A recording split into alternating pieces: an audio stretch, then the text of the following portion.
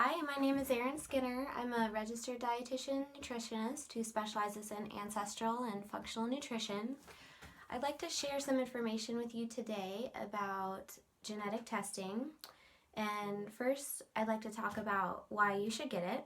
So, for me, in my opinion, there are kind of three categories of people that could benefit the most from genetic testing. It's interesting for everyone, but to get the most benefit, one category of person would be someone who either has or has a risk factor or family history of either cardiovascular disease or cancer.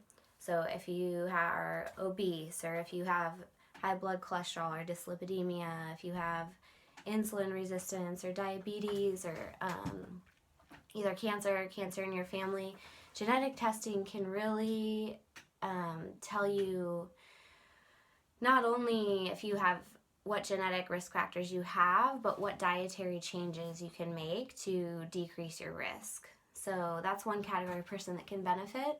A second category of people that I recommend genetic testing for are those who would like to find out their ideal diet for wellness. So let's say that you either have tried to lose weight or yo-yo dieted, or you have some kind of chronic health condition that may benefit from the types of genetic testing that are available.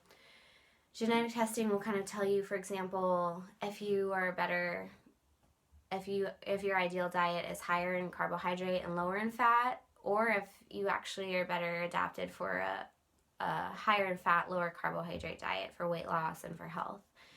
So that's the second category of person. And then the third category of people that I recommend are people who may have a genetic inability or poor ability to utilize certain nutrients. So probably the most famous example of that is methylation. So MTHFR and COMT are the most famous methylation genes. They prevent you from doing quite an amount of important functions in your body due to poor methylation, but most famously, if you have poor methylation, then you can't utilize well the vitamins B12 and folate, which creates health problems. So a genetic test will tell you if you need to consume increased amounts of certain nutrients. So either chronic disease or health. Welcome, meet Lucy. Either chronic disease or athletic performance is another time that this can come into play. Genetic testing can be helpful. So that's who can most benefit from it. And then as for what testing to get, it's really important not to use a company that will sell your genetic data. So the most common one is 23andMe. You can get the test for about $200, but you're selling your genetic data for research, and I don't advise that. It's best to keep your genetic data private.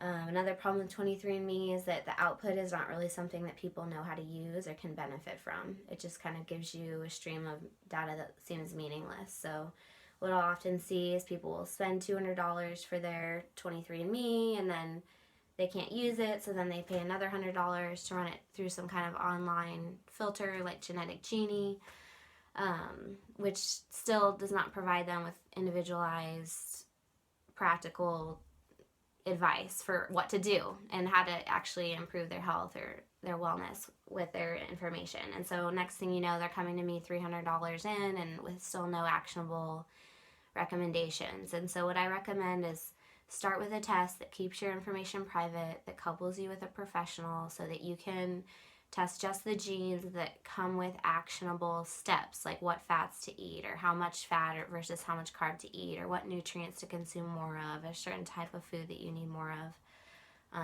or lifestyle changes, like if you need a certain type or more exercise or less, or sleep or caffeine. There's a lot of things that are actionable, but some genes that don't have actionable data with them. So a test that provides actionable steps, couples you with a professional so that you can get counseling and actual, concrete recommendations for what to do. What I like to use, I use several different companies, but probably the best right now in my opinion is Nutrigenomics. So they test about 50 different genes. They're called SNPs. A genetic variation is called a SNP. You get a handout that tells you your information, and then you work with a someone like me, a dietitian or another health professional that can actually help you walk through with you what you need to do and how to change it and how to measure if your changes are having an actual impact. So those are my recommendations for genetic testing, just as an introduction. There's more to learn. I have a article on my blog that you can read if you're interested. My website is www.realnutritionrx.com, and I'd also love it if you would like this video, subscribe, and share it with your friends so that you can get ongoing updates about ancestral and functional nutrition. Thank you.